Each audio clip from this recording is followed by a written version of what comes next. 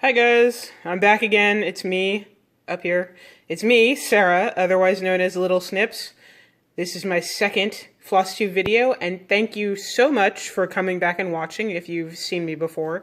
And if not, welcome to my hands-only video. I explained in the last video that I'm very self-conscious about talking on camera. I'm okay with you guys hearing my voice. My voice doesn't bother me so much, but seeing my face while I'm talking and recognizing my lisping and that kind of thing, it's a personal thing. It makes me uncomfortable, so that would make me feel uncomfortable having you watch me, so it's going to be my hands.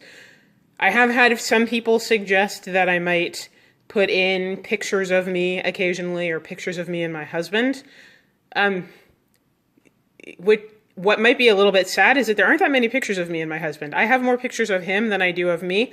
Like I said, I'm really bad about seeing myself on film, on camera. The times when there are pictures taken of me that I think are decent are far fewer than pictures that I wish had never happened in the first place. And perhaps not surprisingly, most of the pictures that I have that I like of myself, that's my cat, by the way, that's Dusty. Hi, Dusty. Most of the pictures that I have of myself are pictures of me in Renaissance fair garb or in cosplay. So, of course he's going to rub his head on the stand that I have my phone attached to. I apologize for the wobbling. He wants to show that he loves me, so he has to love the stand too. Anyway, like I said, this is my second video. I am so touched and so, let's face it, amazed by the fact that you guys have watched the video. I have over 100 subscribers to this channel that just started a couple weeks ago, and so many lovely comments and welcomes to Flosstube that I just wanted to say thank you to all of you. I have answered, I think, most of the comments that have been left, to say thank you or hi back or whatever. Probably not all of them. I need to go back and look again. So if I haven't answered you or I haven't said something to you, it's not that I don't like you. It's just that I haven't gotten to it yet. I will answer them, I promise you. If you want to leave comments on this video, I'll answer those comments as well, obviously.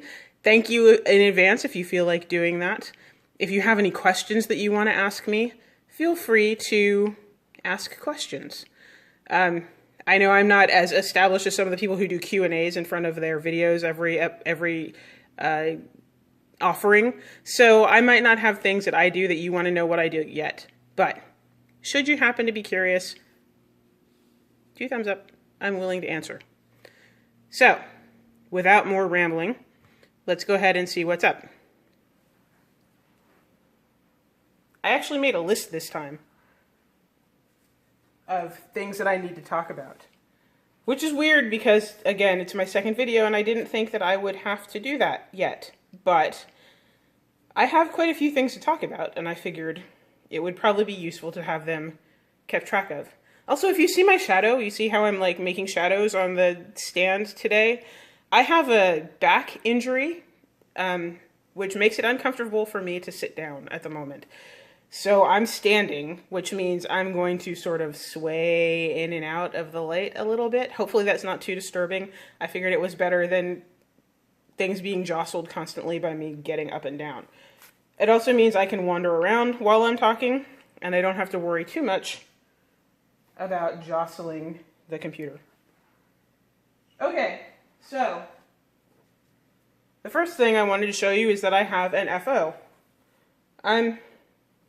If you watched my first video, you will know that I talked about making bookmarks, that I'd been working on a couple of bookmarks, and I had a cat bookmark in the hoop, and that there was another bookmark that was attached to it that I had finished previously, and I needed to finish the cat in order to take it out of the hoop. Well, ta-da! They're done. These are the bookmarks, and I apologize for the slightly wrinkly fabric. I have washed the fabric and ironed it, but I haven't obviously turned them into completely finished objects, FFOs, so it's still a little wrinkly, mostly because most of that fabric is going to get cut off. These were done on, I think it's 16 count Ada. when all DMC floss. It was a bookmark medley book that I found in my local Michael's. And it's got, I think, 6 or 7 different sets of paired bookmarks that you can make. So these were just cute little things that I was originally going to put in one of my Etsy shops. I might now keep them for giveaways or things like that. I still haven't decided. I'm very indecisive when it comes to that.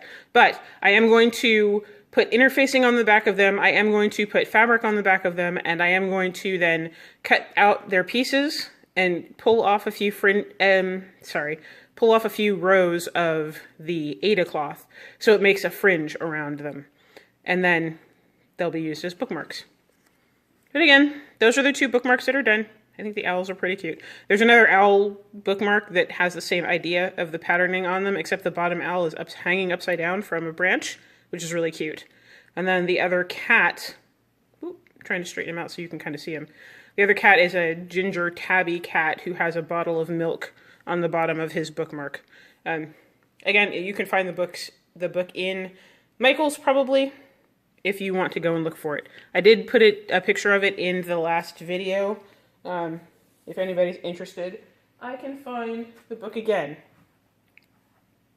So that's the only thing that I finished in the last couple of weeks, because as I mentioned in my first video, I'm a very slow stitcher.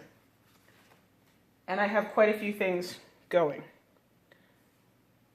The next piece is a work in progress, and it is the Hope Cardinal piece that I showed last week, or last episode. I have misplaced the picture of what this is supposed to look like, so I will insert a picture of it here.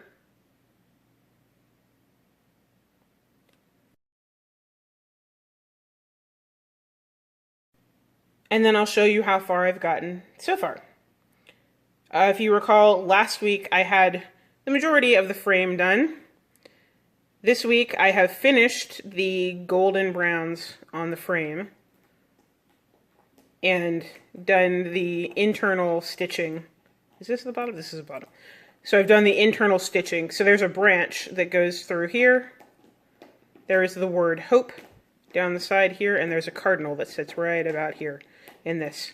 So not very exciting, I know, to look at a bunch of half-stitched confetti, but that's where I've gotten on that piece.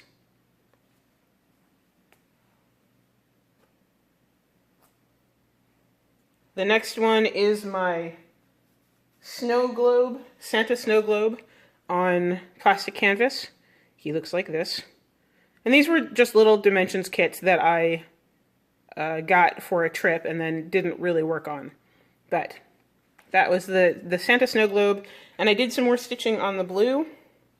So this is what it looks like now. You can see the outline of Santa on his bike even better. The base is obviously not there yet, but you can definitely see that there's something in the middle there, so that makes me happy. And I did, you guys, until I started watching Flosstube, I had no idea what a needle minder was, okay? I had never heard of these little things, didn't know, had no idea that people were making them, selling them, whatever.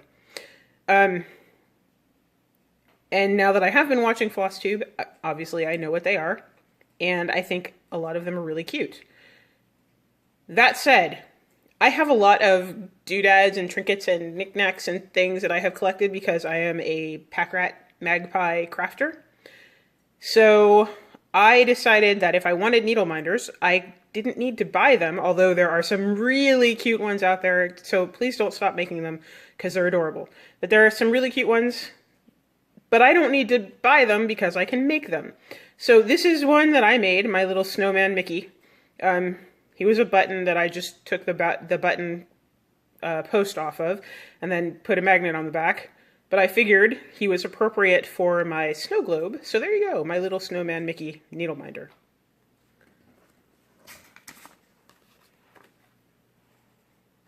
I am not planning on selling those in my Etsy store because, like I said, there are several very talented, very prolific crafters out there who are making amazing needle minders, and I don't necessarily feel like I need to compete with them, particularly because I just came into the whole Flosstube world, and if I hadn't as I said, I wouldn't know about needle minders, so I don't want to take away from their customers. I just wanted to have some... Also, I, like a lot of us, I'm very bad about delayed gratification when it comes to crafty type things. I would like to be able to do everything I want to do now. So I wanted a needle minder. I had stuff to make needle minders. I'm making needle minders. It's no slight to anybody who makes them professionally or sells them. So the next piece I worked on was my Celtic knot.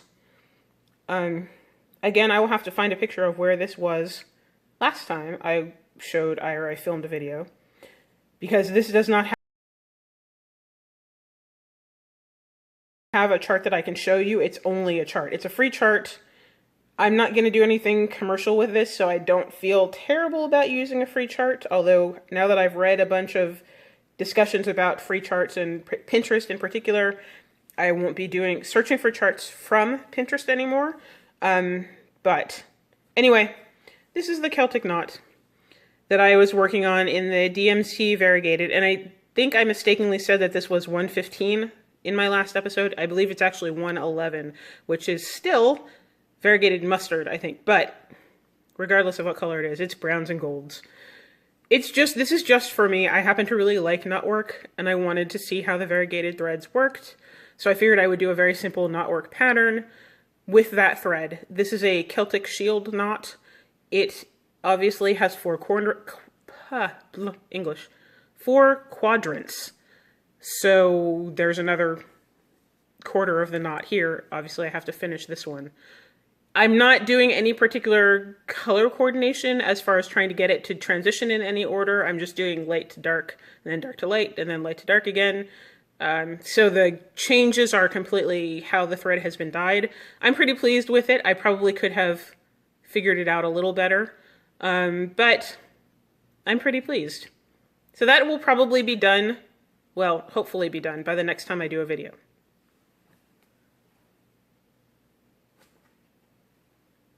My next piece, you guys, my next piece is the tablecloth that I'm doing for my mother.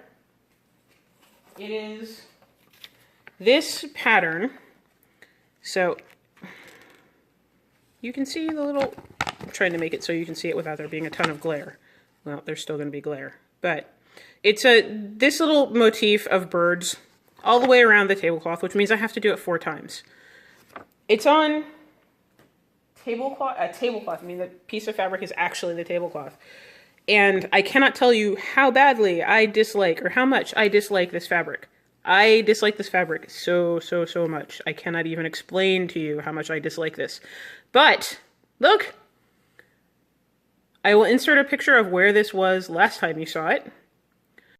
But I've mostly gotten the first bird, the central bird, on the first side finished. With his little eye and his little feet. He's sitting on a branch. There are leaves and flowers and things around him, and there's 2 other birds on each side. I'm really not looking forward to doing this 3 more times. I'm hoping to get this done by Christmas for my mother. I am not holding my breath because it's tedious, and again, this fabric is terrible. It's stitched over 3 bits of the canvas, or the linen. So 3 strands horizontally, 3 strands vertically. It's hard to count. The fabric is not very stable at all, and so the threads move when you try to stitch through them, and yeah. As I said in my last video, this is not the kind of project that I want to do ever again. But my mother specifically requested that I make this for her. She found it at a yard sale and sent it to me with a little hinty note on my birthday, and so I figured I would do it.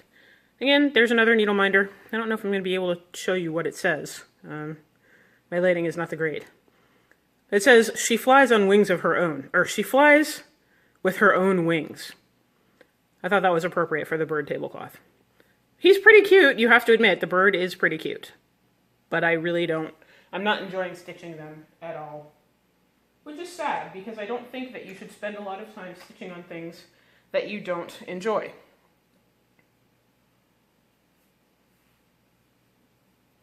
My next project is something that I enjoy much more. It is one of the big, well, no, one of the biggest pieces I'm working on right now. And it is, dun dun dun, Death by Cross Stitch. I will insert a picture of what that's supposed to look like here.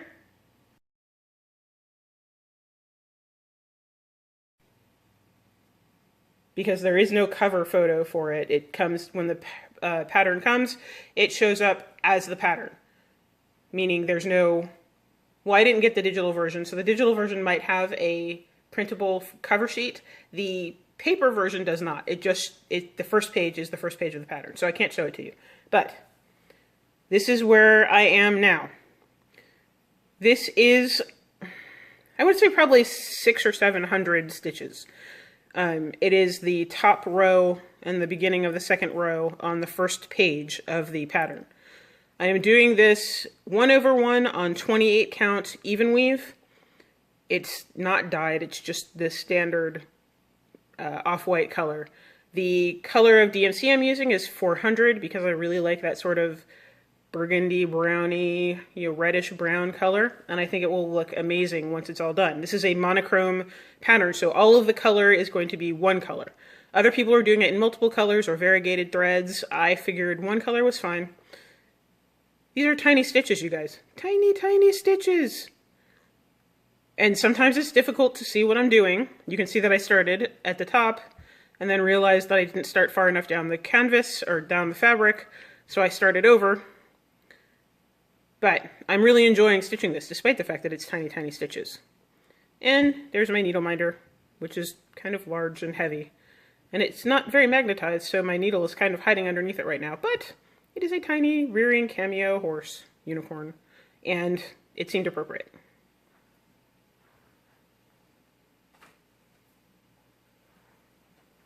What else do I have? Was that it? That is all of my works in progress. It's nothing compared to what some of you guys have. I know there are people out there who have hundreds and hundreds of work in progress, tiny little starts on things. While I am subject to startitis, at least that's what we call it in the knitting world, I don't think I'm going to do that in the cross-stitch world because it would sort of drive me crazy to have a bunch of things that were only sort of kind of started. I would like to at least have some decent progress on things if I'm going to be quote-unquote working on them, or rather if I'm going to be showing them to you.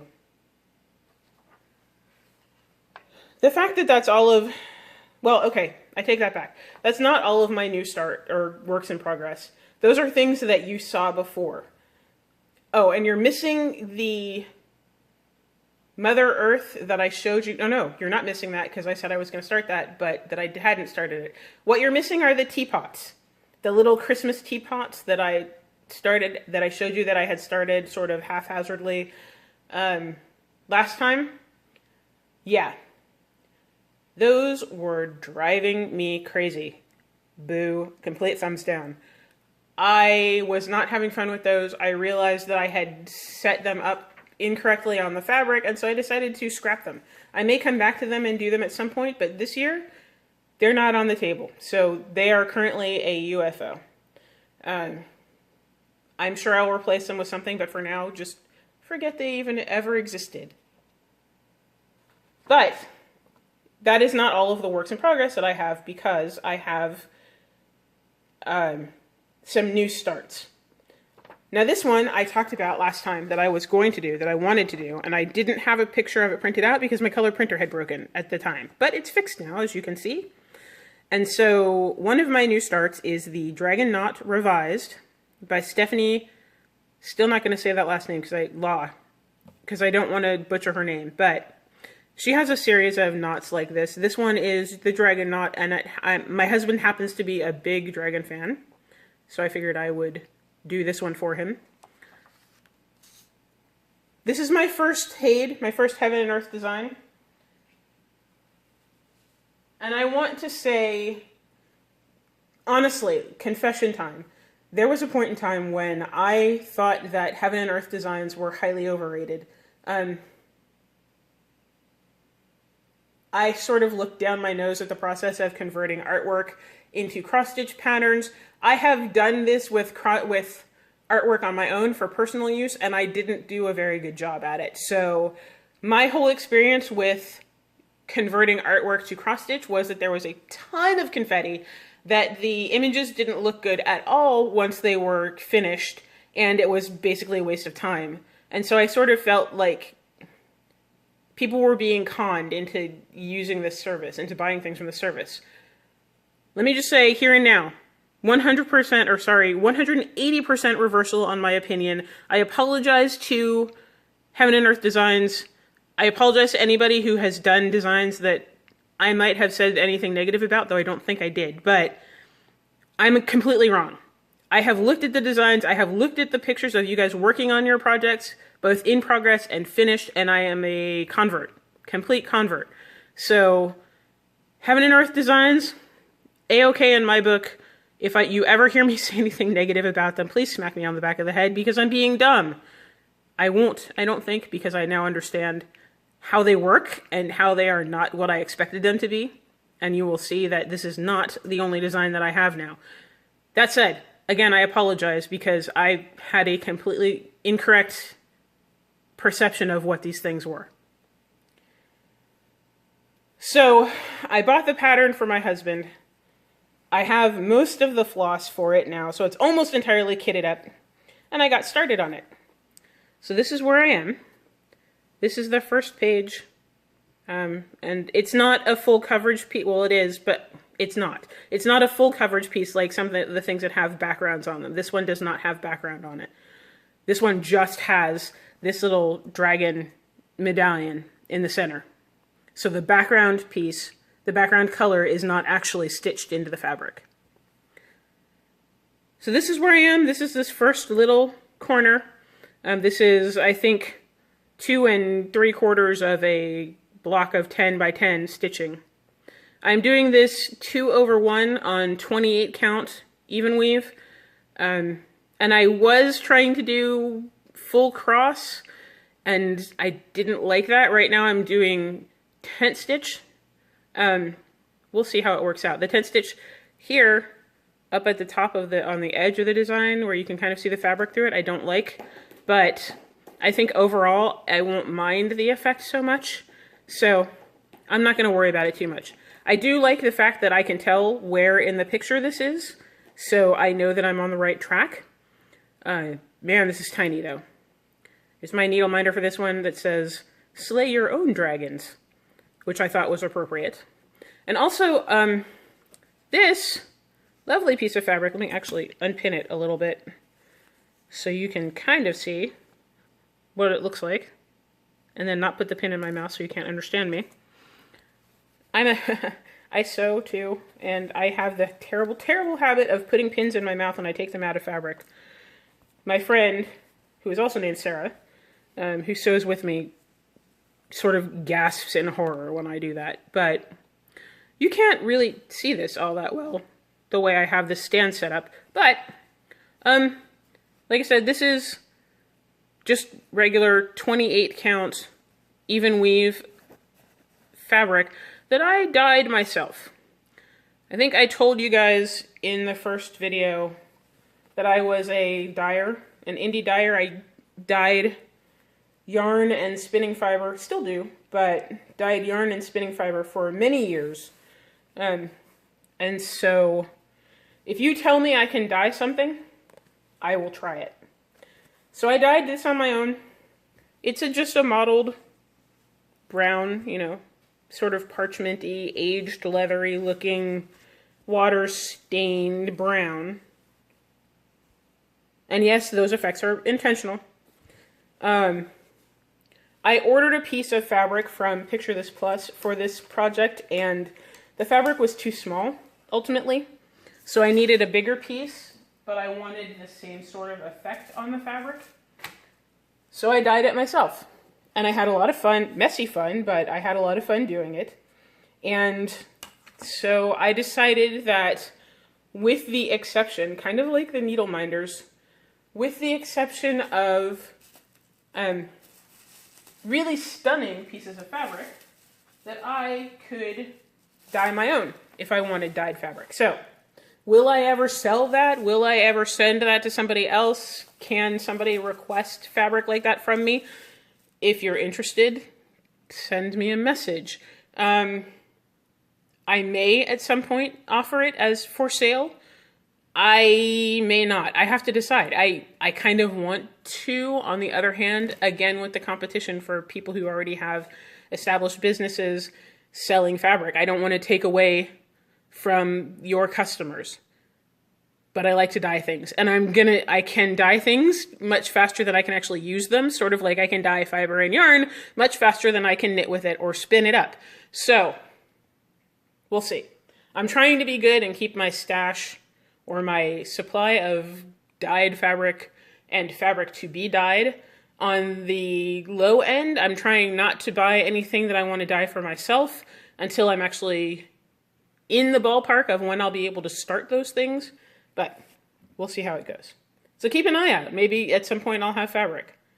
Maybe I can do a giveaway for that, or I don't know. Anyway, future talk. So the next thing that I started, if you recall in my first video, I talked about making a gift for my aunt who taught me how to cross stitch when I was very small. And I brought out the picture of the magazine that I had pulled the Mother Nature pattern from that I was going to make for her. Well, I thought about that, and I thought about how much stitching it was going to take, and I actually bought a piece of fabric for that too. And then I decided that it was, for all that it was Mother Nature and growing things oriented, and my aunt, you know, lives on a farm and has raised animals and her own food for as long as I've known her, it didn't feel like her, really. It felt like I was trying to make it be about her. And then I remembered Ursula Michael. Ursula Michael, as you might know, does these kind of things. She does the images that are formed out of words. Well, and then this one is Let's Garden, and one thing that my aunt has always had is an amazing garden. And so I figured, I want to do this for her for Christmas. I have a lot of things in the works. And this is more unique than yet another angel-y type rustic kind of pattern that she might be able to see anywhere. I don't know that she's going to see something like this. I've seen a lot of Ursula Michael's stuff just because I happen to like them, but I thought that this would be more appropriate and more interesting for her. Also, she doesn't have to worry about trying to make it fit in so well, like if she doesn't have, I know they do have a modernized cabin that they live in, but it's not super rustic, and the Mother Nature was sort of very farm chic, I guess I want to say. And this, I think, is more her style. So regardless, you know, justification aside, this is Let's Garden by Ursula Michael. And this is what I decided to do for her instead of the Mother Nature pattern that I showed you before. And so, excuse my dangling thread. Well, come over here. This is how far I've gotten so far. So instead of doing the solid greens, I decided to use the DMC variegateds to do the solid letters that obviously then get backstitched around. And those are getting backstitched. All of the backstitching, like the plants and the words that do not have filled in letters, are all getting stitched in solid colors of whatever it is, green and blue and red and that kind of thing. So I don't have a ton of this done. You know, vegetable, soil, backyard, plant. But these things are all text, and so they should be relatively easy to get done. And my little needle minder here just says Free Spirit with a feather on the bottom of it. Ta-da! But so this is what I'm going to do for my aunt instead of the Mother Nature that I showed you in the last video. Is it a cop-out? Not really. It's a combination of time and what I think she'd actually like. So that's everything that is on, what was I going to say? That's everything that is in the works, or in progress at the moment. This does not mean that I don't have other things to show you.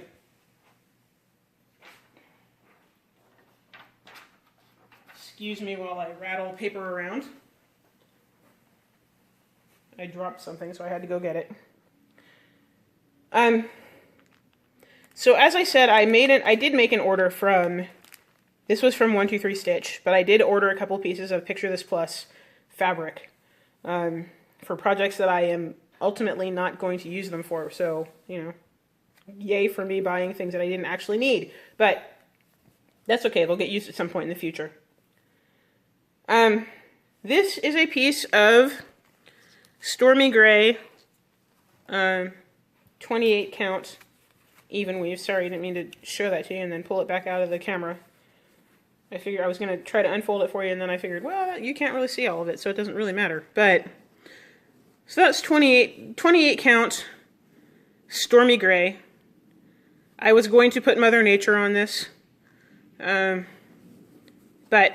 again, I decided not to do it. And the lettering, the Ursula Michael pattern, would not work on this very well, so I'll save it for something else. It's 18 by 26, so it's big enough to put something nice on it. I also bought a piece of 28 count cashel linen in doubloon from Picture This Plus. So that's, where's the color? That's sort of, and that's paint from me dyeing, but, you know, it's, again, an antiqued parchment-y color of fabric. This is the piece that I was going to do the dragon knot on, and you can see, it's 13 by 17. It's not big enough for the dragon, or rather, it's barely big enough for the dragon, and I didn't want to risk it, especially if I'm going to have to put all that time in on stitching the dragon knot. So that'll get used for something else, too. It is not exactly the same color as the fabric that I finally dyed up. My fabric is darker, but I tried to go for the same idea.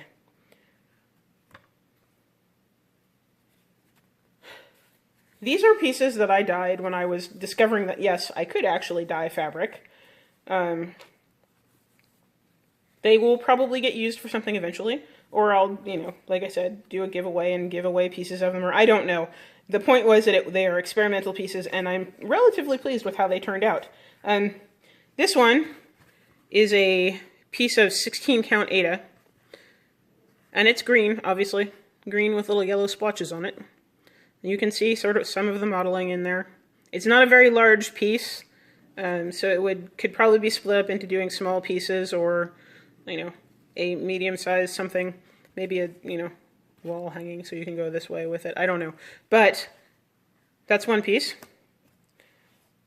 And this is a piece of 18 count Aida that I did in purples and blues. My lighting shadows, so I'm sorry. But this one I did in purples, and you can see the modeling on it, and then there's some blue in there as well, so it's, I kind of feel like this is something that should have, oops, runaway thread, that should have, like a mirabilia or something on it, don't you think? Would look good with a fairy or a queen or something on there. Some pretty lady doing something.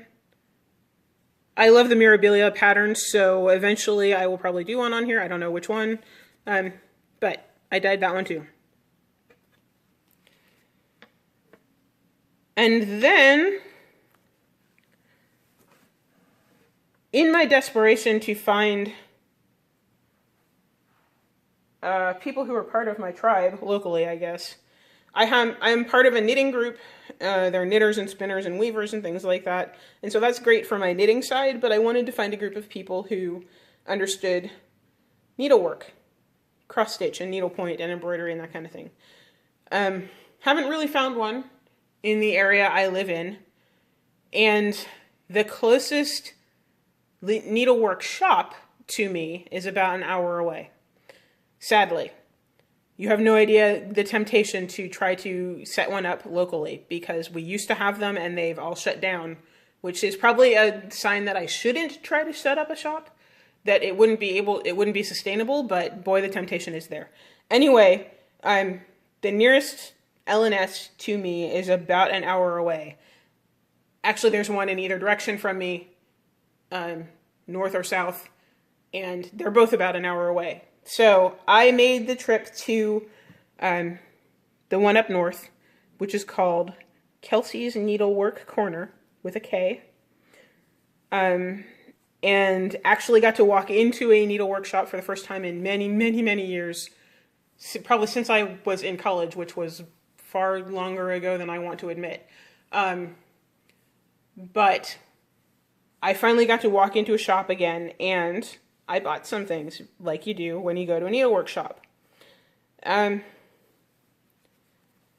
This is 28 count Lugana, just even weave, just antique white. I don't have any plans for that. I basically bought that because I wanted fabric to dye. I'm still experimenting with all sorts of fabric, but I am fairly convinced that I need even weave fibers and not regular linen. I don't like the slubs. I don't like the differing sizes and holes and things like that. So I bought the even weave just for the sake of having stuff to dye and play with. And then I bought a piece of, that's 25 count Lugana.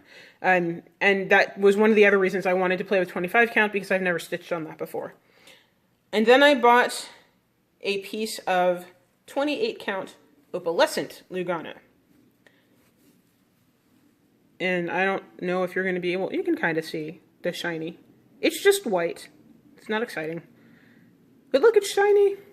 So I bought that, and I have a very specific purpose for that, which I'll show you in a little bit. And the trailing pieces that I have not cut off because I haven't serged them yet, or zigzagged them yet.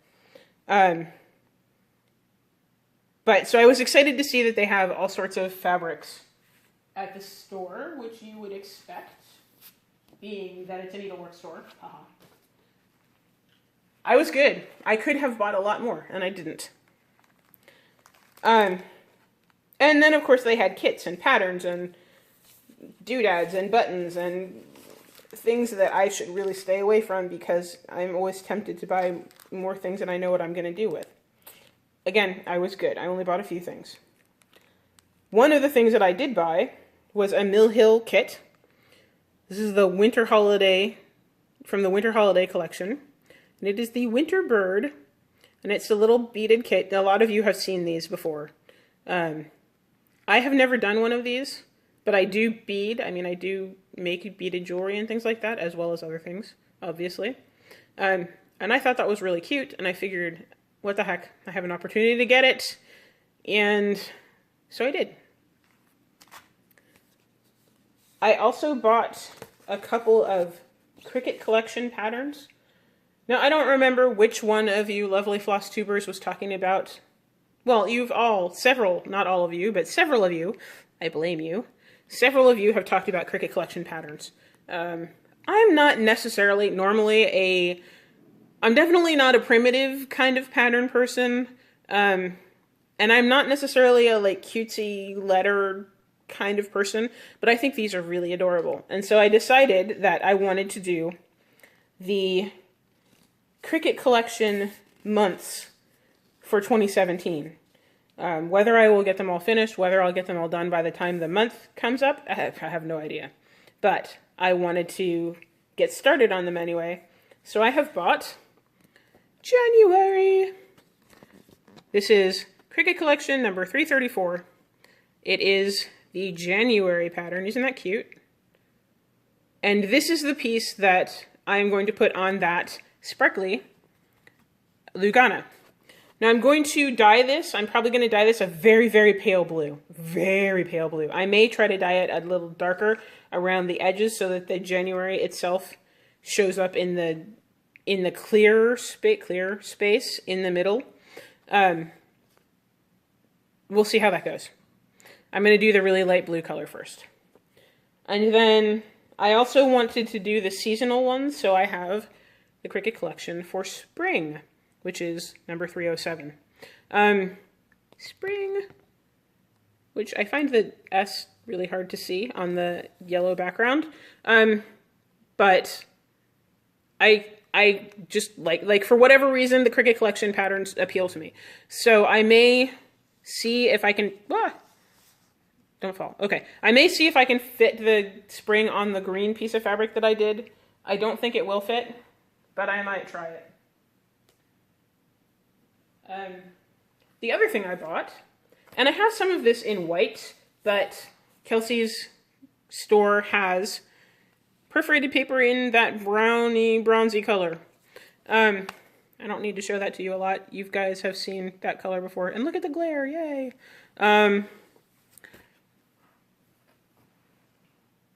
Around here, that's the only place that I know of that sells the actual perforated paper. You have to, I have to order it otherwise. And I have ordered white stuff, but I wanted the brown because, I'm going to blame you again, Flosstube. This is all your fault. I've seen a lot of the Brooks books, little figurines like the Wizard of Oz, the Alice in Wonderland things. I hear that there are Disney princesses coming out soon, and I've decided that I want to do those too.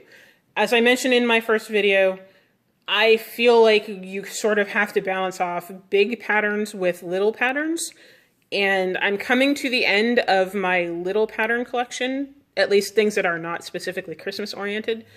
So I figured that for 2017, I would probably do some Brooks Books things too. Now, here's where I need your advice, or here's where you get to voice an opinion. Should I go for the Angel or the Spirit of series, the Angels, which I think are adorable and I really, really like them, or should I wait and do the Disney princesses if they're coming out, or something else? Which Brooks Books patterns are your favorites, I guess, is what I'm asking you. Because I don't think I've seen them all. I'm pretty sure I haven't seen them all. I do like the perforated paper idea. I do like putting all the little pieces together and sticking them together. I think that's a lot of fun. I know a few people that I can put some of those Spirit of things together for. Obviously, I haven't seen the Disney princesses, so I don't know. But I think I want to do those in 2017, so help me out. Give me your opinions, too. The other thing, one more thing to blame you for. Shame, shame, shame, shame. No, there's no shame. The Frosted Pumpkin Stitchery and Clouds Factory did SALs this year, and the rumor is that they're going to be doing SALs in 2017 too. Now, Clouds Factory put out a little teaser that looks like maybe Amelia Earhart for the 2017 SAL that they're doing. I don't think Frosted Pumpkin has put out hints about what they're doing yet. If I'm wrong, correct me. But I said in a post somewhere on Facebook that I don't do stitch-alongs. It's true, I don't. I mentioned I'm a slow stitcher. I inevitably get behind on stitch-alongs, and then I feel bad about them, and then I tend to put them down, and I don't want to participate in them. But the Frosted Pumpkin Stitchery and the Clouds Factory SALs are so cute that I might want to do those. So I'm sort of like ramping up my desire to stitch more and more and more. I don't know what that's going to do about my knitting or things like that. But stay tuned, because I might be joining you on those things, maybe. What else do I have to talk about? Oh, right.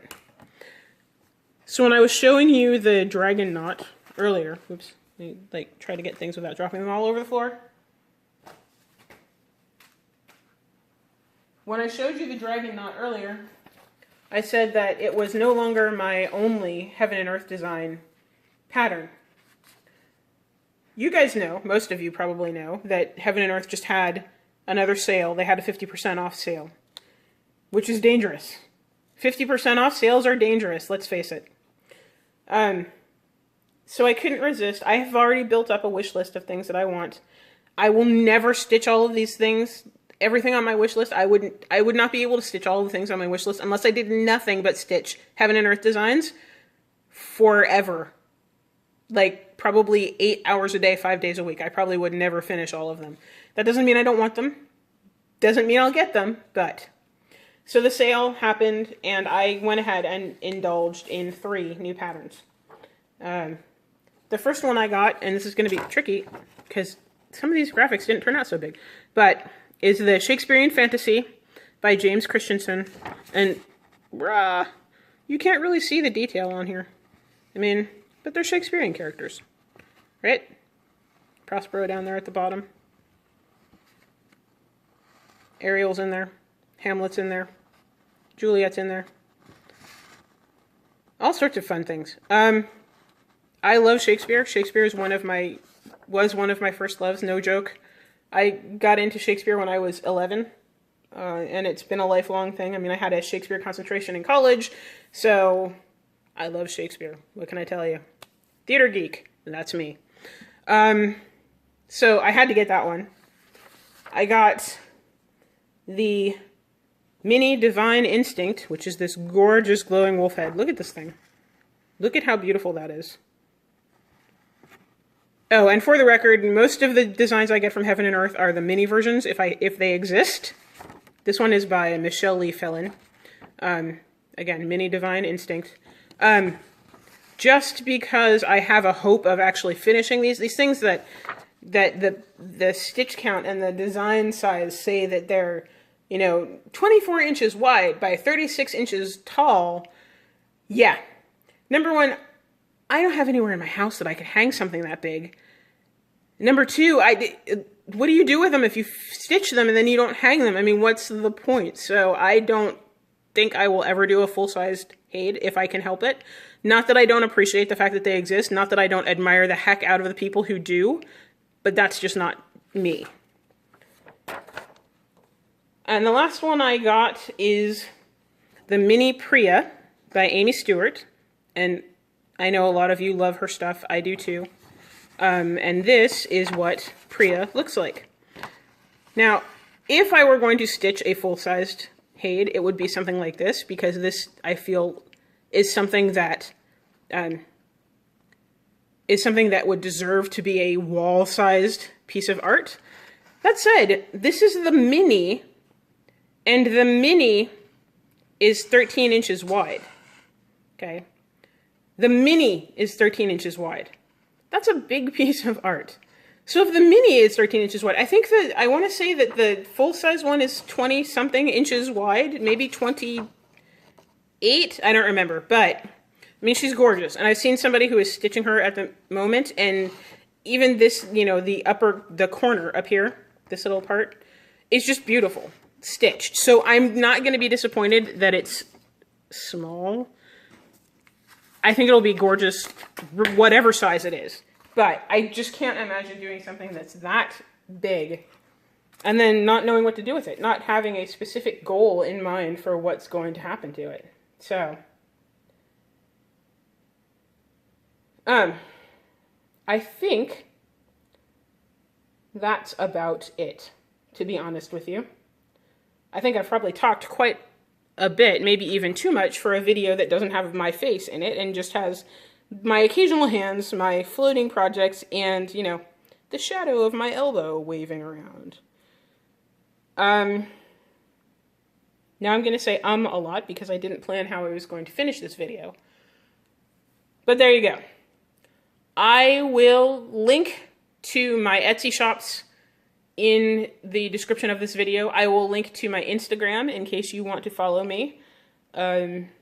I believe I changed my Instagram name to Little Snips to match everything else.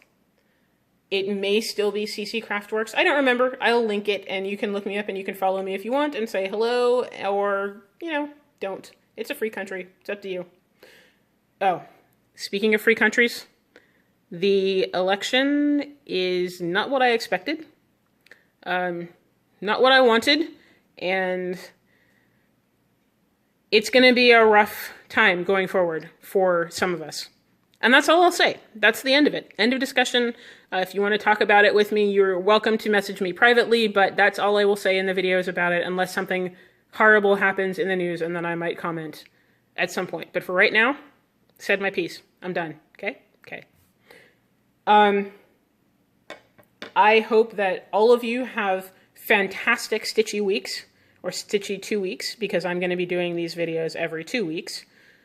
I hope that your projects are going as you want them to go. I hope that you are finding things to inspire you and to keep your Stitchy bug motivated and fed. Feed it a cookie. Bugs like cookies, you know. And I will see you in the comments. Bye-bye. Bye.